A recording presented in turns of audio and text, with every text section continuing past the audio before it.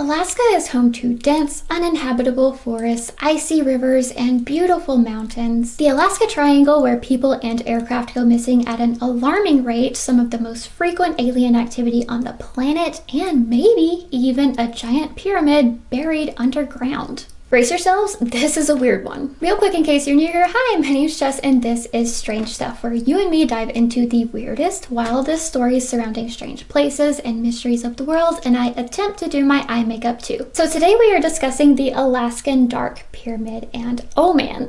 My initial plan was a video about Alaska in general because I think it's weird, but when I came across this story, it needed its own video because it's a lot. So quick PSAs, all the stuff I'm going to be using will be down there. Also, all of this is for fun and for entertainment. Absolutely nothing is proven true unless stated otherwise, but honestly, who knows what the truth is? Certainly not me. Now, let me stop yapping and let's get into the tale of the Dark Pyramid, shall we? Okay, is this expired? Absolutely. Do we care? So during the height of the Cold War, our first witness, who remains anonymous, he worked in a US telecommunications center and he had top secret security clearance. So the way he described it, okay, above top secret, there are 5 levels of clearance, with the president and everyone around him being a 5, people at the Pentagon being like 3s or 4s, and this guy was also a 3. And in this center, their main job was to make sure the president got information he needed ASAP, like as quick as humanly possible. And one pivotal day in 1983, he decoded a message that he and his colleagues would never forget. The message was apparently meant for 10 or 15 military commanders in their area, but the subject line was Alaskan Black Pyramid. So in this message was the longitude and latitude for a specific location, I wonder what, but we have to remember this is the early 80s. There were obviously no GPS systems or anything like that, so they figured out the location with a globe, like the educational toy, and some guy's shoestring. So they were like measuring across the globe with the guy's shoestring, which pretty smart. Basically, they MacGyvered it, which some of you might not understand, but that's okay. So they realized the location was southwest of Denali near McGrath, and I guess whenever our guy thought about it, he did remember hearing of a bunch of personnel and materials being sent there. And they were apparently sending things like generators, lights, things like that. So then he gave an interview where he says that he thinks this Black Pyramid was created by the same people / aliens as the pyramids in Giza, and he went on to say, "Why am I sharing? I think that the Black Pyramid is going to surprise us all once we get into it. I truly believe that it's going to have technology that has surpassed anything we can think of now." Now, in general, I don't know how I feel about anonymous whistleblowers, only because I think it would be really difficult to conceal your identity from the government, especially when you've given your job, clearance, dates, the message you received, etc. Like, I want to believe it because it's me, of course I do, but like, it's the government. They're gonna find you if they want to. But listen, this next one sounds a little more believable to me. Now, as far as I can tell, this guy never actually spoke up about what he witnessed, but he allegedly told his son, who couldn't keep his mouth shut about it. So Marty Johnson was a brilliant engineer during World War II and was said to be able to build or fix anything. He was also said to have worked on quite a few top secret assignments. So after the war in 1959, apparently the government, military, somebody came and found him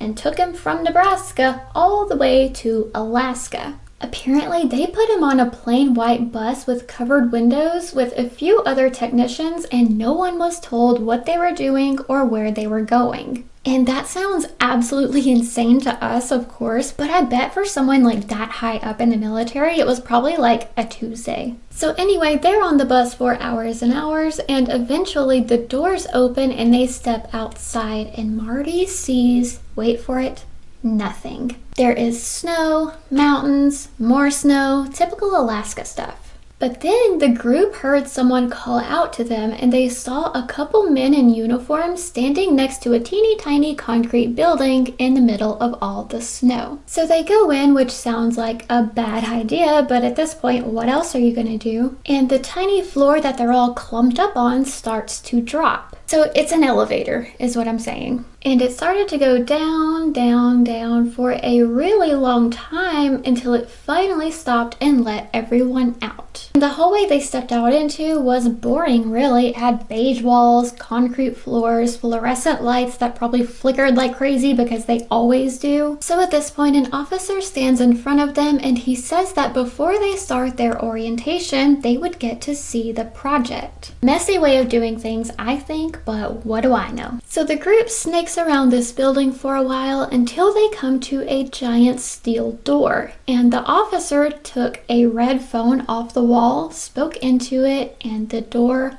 opened. So they all step into this massive cavernous area, and the officer says, "Gentlemen, welcome to the Dark Pyramid." Now the pyramid is enormous. The base is around 700 feet underground, and it probably stands around 550 feet tall, which is significantly bigger than the Great Pyramid of Giza. So Marty was assigned to study and operate the structure, and he said that all of the angles were 48 degrees specific, and that there were control rooms at each corner to calculate the energy flowing throughout the pyramid. He claims that the entire purpose of it was energy distribution, but it's unclear where that energy is being distributed to. But apparently, this thing put out enough energy to power the entire country of Canada. So can we stop paying bills yet? So our next story takes place 30 years later in 1989. So Doug Muchler was a counterintelligence official at Fort Richardson in Alaska. Now he was from Ohio, so he was of course very unfamiliar with Alaska, so he decided to go look at some maps, and he found something that would pique his interest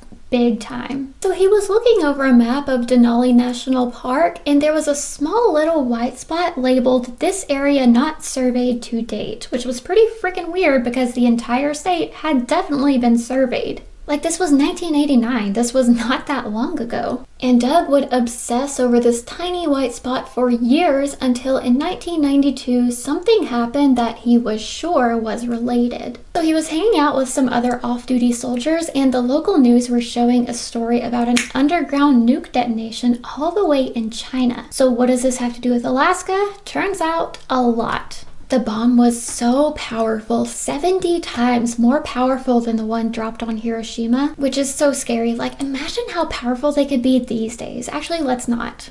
The explosion sent shockwaves throughout the Earth's crust all the way into Alaska, and when seismologists analyzed the data, they were not ready for what they found. Their instruments had picked up a cross-section of a massive pyramidal object under the ground in central Alaska. And when the news showed the location on the map, Doug's jaw dropped because he realized that it was the same location that was censored on the map he saw. So the next day, he decides to just go to the news station himself to try and get answers. Apparently, he spoke to a manager who was acting really strangely and told him that no story of an underground pyramid was ever shown. You liar. But then a younger employee pulls Doug off to the side, and he noticed he's kind of like looking around all nervous. And he told Doug that right after running that story, a couple of guys in black suits came and confiscated all the tapes and told them to pretend it never happened or face the consequences. And we can only imagine what those consequences would be. The men in black freaked me out, okay? Like, for real. Now, apparently he kept quiet until he left the service. Then he turned his story over to investigative journalist Linda Moulton Howe, who we've spoken about before, and she made it public in 2012.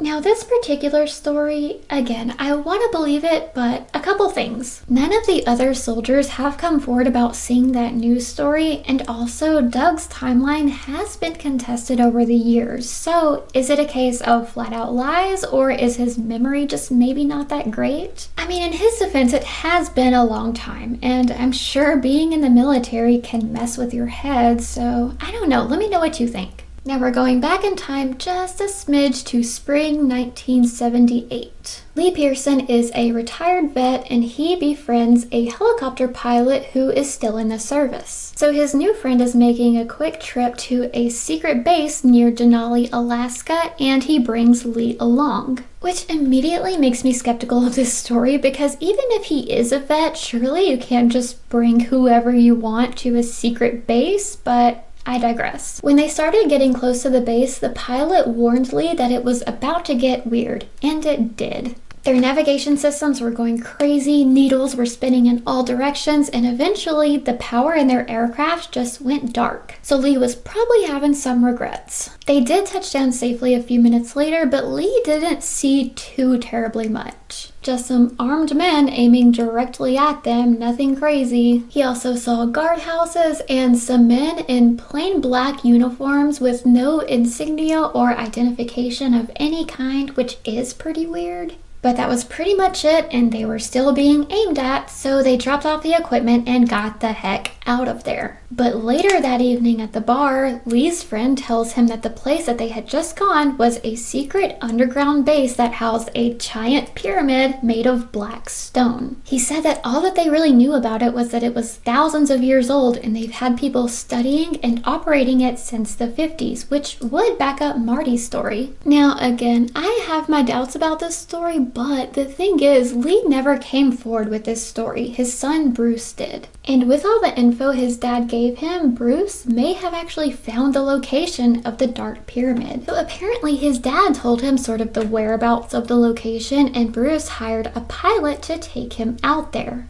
And after some time flying, they finally came across this big patch of land that was pretty barren compared to all the land around it. There were remnants of an old runway for planes and an old road, which is not that weird in itself, but neither the runway nor the road appear on any maps, and the nearest working road is over 100 miles away. Why would you not just go digging at that point? Like, you only might get taken out. Anyway, there are also a couple of remote viewers who have claimed to have projected their consciousness into the base. Now, if you're unfamiliar, remote viewers are people who can use their minds to perceive things that are out of their sight or far away. Which sounds crazy, I know, but this ability has been used in military operations, crime solving, espionage, even stock market prediction for a really long time now. One woman claimed that she viewed the base and saw people touring the facility, but the guide was an alien, and she learned that the pyramid was a charging station for UFOs. Pat Price, who is a very famous, very talented remote viewer, saw the base being operated by humans and aliens working side by side. Whatever your stance on remote viewing, the Dark Pyramid is shrouded in mystery, partially because it is right in the middle of the Alaska Triangle. Now, we spoke about the Alaska Triangle briefly in my heart video, but essentially this is a triangle similar to the Bermuda Triangle, where just a lot of weird stuff goes down. Like, it blows my mind that this is not as well known as the Bermuda Triangle. People go missing at twice the national average, entire airplanes just vanish without a trace, and it's one of the leading locations in UFO activity in the entire world. So maybe that woman was right about this being a charging station, who knows? But areas like this are said to be supercharged with electromagnetic energy, which would obviously cause some strange things. And in that barren 200-acre field that's rumored to be the home of the Dark Pyramid, there have been numerous UFO sightings, and planes tend to lose their navigation systems and have other issues. Apparently, this happens so much, the locals actually call this area the Land of No Activity. And it sounds like the opposite of that to me, but now near the abandoned Nixon Fort Mine, about 30 miles northeast of McGrath. Now, this is a desolate, unpopulated area, but people using Google Earth have found something really strange. So it looks like a giant 3-sided pyramid with just the very tip poking out of the ground, and you can also see an abandoned runway and a road leading directly to it. So now I think the question is, if there is a giant underground dark pyramid, then whoever built that one, did they stop at just one, or are there more? And if this thing is real, then what is it, who built it, and why? It seems pretty obvious that it would be some sort of energy transmission device, but is it just a charging station for UFOs? Could it possibly transmit energy into space? Either way, the fact that Marty and his group were assigned to study the pyramid makes me think that this thing is not man-made. Maybe it was here even before us. I mean, there is a theory that pyramids and other structures basically form a giant power grid, but where is that power going? And why do I still have an electric bill? That's the real question. Radar has shown massive amounts of electromagnetic energy coming from that field, so there has to be something there, but so far there is no verifiable proof of the Dark Pyramid. But what do you think? Is there a secret, maybe alien base underground in the wilderness of Alaska? I mean, if so, I think that's a good place for it. No one has ever been there before. Anyway, that is all I have for today. Thank you for coming over. I hope you liked my tale. I so enjoyed learning about this one. I think it's such a fun story. As always, if you have any story ideas, please feel free to comment them so I can see what you want to see. And with that, I will see you next week. Toodaloo!